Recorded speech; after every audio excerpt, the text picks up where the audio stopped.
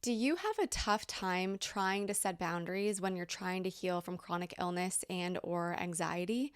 Well, this doesn't come as a surprise, as those of us with chronic illness, autoimmune issues, anxiety, trauma often have a type A, high performing, high achiever personality type, which leaves little to no room for self love and creating boundaries. Studies have even shown that more often than not, we're trying to do better for others and not as much for ourselves.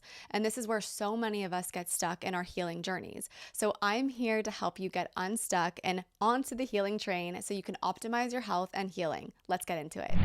Boundaries serve as a protective cocoon that nurture your healing journey. They enable you to create an environment conducive to recovery, reduce obstacles in your healing, and they amplify the positive impact of your healing efforts. And by embracing these boundaries, you create empowerment, self-discovery, and you ignite the healing powers that you have from within. So, as previously mentioned, our personalities tend to lean toward putting love and energy on others before ourselves.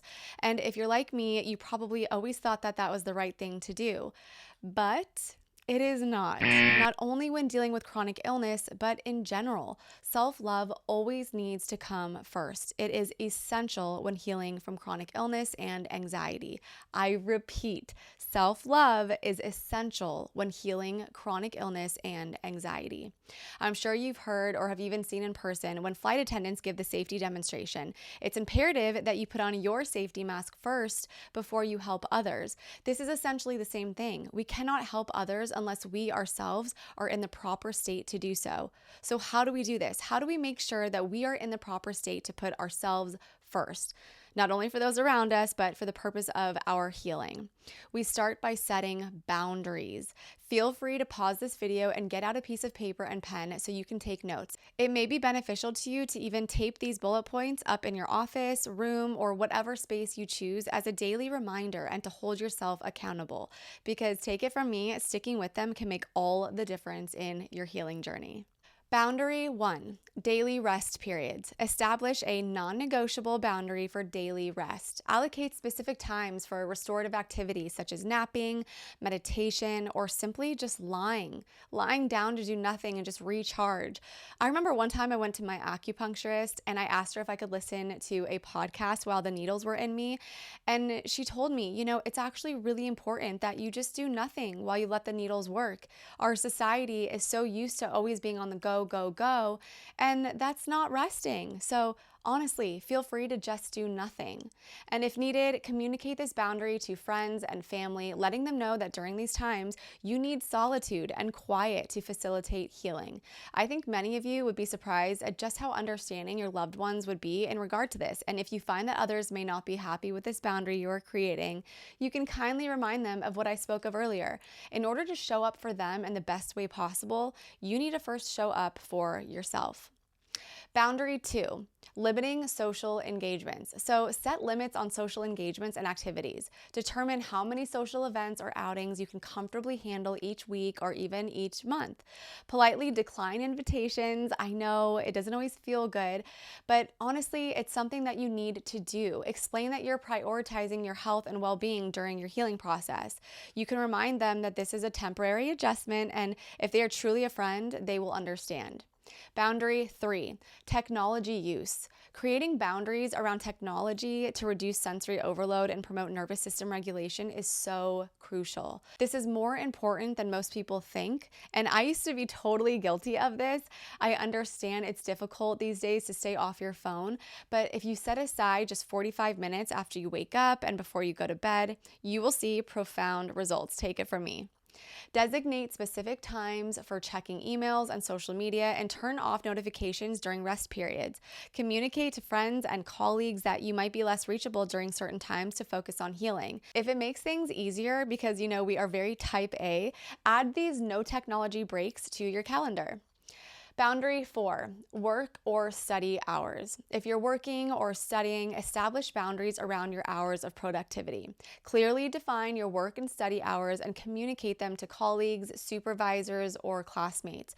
Advocate for breaks and take advantage of them if they're already assigned. This will help to ensure that you don't overexert yourself. Boundary 5, emotional energy limits.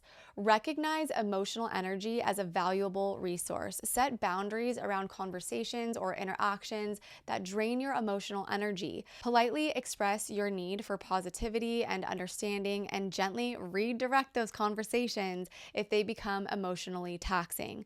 Prioritize spending time with supportive individuals who uplift you. I know this might be difficult to hear, but if someone's energy or presence feels toxic and they affect you negatively, I give you full permission to set a boundary around this individual and step away. I had to do this in my past, and I continue to do it still till this day. If someone's energy sucks up my energy, or they make me feel worse about myself or my situation, I simply remove myself from that person altogether. The way I see it is our time on this earth is very short, and because of that, it's incredibly valuable. So let's not waste our beautiful time here on something or someone that takes our beautiful time away. Boundary 6, physical activity limits. So set boundaries around physical activity to avoid overexertion. Establish guidelines for exercise intensity, the duration of the exercise, and the frequency. Make sure that it aligns with your current state. Don't feel like you have to have that pressure of keeping up with Mary and Joe at the gym. You really need to honor your feelings. And communicate your exercise boundaries to fitness trainers or workout partners to ensure a safe and gradual approach to movement. I hardly ever recommend a vigorous workout to those of us suffering with chronic illness. However, that being said, movement is important, just not vigorous movement. I'd even say it's essential. Moving our bodies ensures our cells move around, creating better blood flow, cellular repair and regeneration, immune support, and circulation, which then, you guessed it, helps expedite our healing journey. Boundary 7, online support groups. So this one is tricky because although community is incredibly important, meeting those people who can truly understand what you're going through because they too are going through it, we need to make sure our self-inclusion in these communities will help heal us, affect us positively, not exacerbate our symptoms or instill more fear in us. I think you might know where I'm going with this, right? Those Facebook groups that, although are well-intended, can be full of people who are in fear, constantly voicing their troubles, continually talking about their symptoms and all the negativities that come with them, telling you have XYZ and that there may be no cure for you. Here's what I've learned, not only through research studies and other literatures, but through my own experience. Being in these communities can be detrimental to your health and healing process, and they're often overwhelming. Now, let me be clear. I appreciate that it is important to express any fears one might have or simply be able to let off some steam. But when you're in such a vulnerable state of experiencing life-altering chronic conditions and wanting nothing more than to heal, then these are not the right places for you. What I do suggest when wanting to find that type of connection is following social media accounts or joining groups that are uplifting and positive while also being informative and providing that sense of belonging that you yearn for. So not to toot my own horn here, well, maybe a quick little toot. You can follow me on social media. All of my platforms are at Kelly Nelson Health. You can also search for YouTube channels similar to mine, read books about healing from your condition rather than reading about the negatives that come along with your condition. If I were to have followed what almost every person said in Facebook groups when I joined them 10 years ago when I first got sick, I wouldn't be where I am today. I was diagnosed with fibromyalgia, so of course those were the groups that I joined, and most of those posts were about how we'll have this condition forever, complaining about the symptoms, what it was doing to their lives in a very negative light. And I didn't know this at the time, but that was literally exacerbating my symptoms. It was making my reality worse. It was making those negative neural connections that I had even stronger. So all in all, when it comes to these social media groups, just be very cognizant of what types of groups they are and ensure that they will be ones that will help you on your healing journey.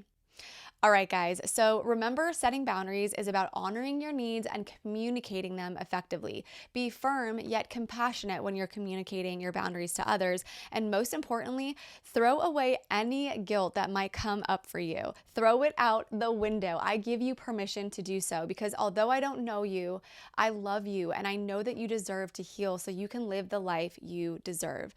And don't hesitate to adjust these boundaries as your healing journey evolves.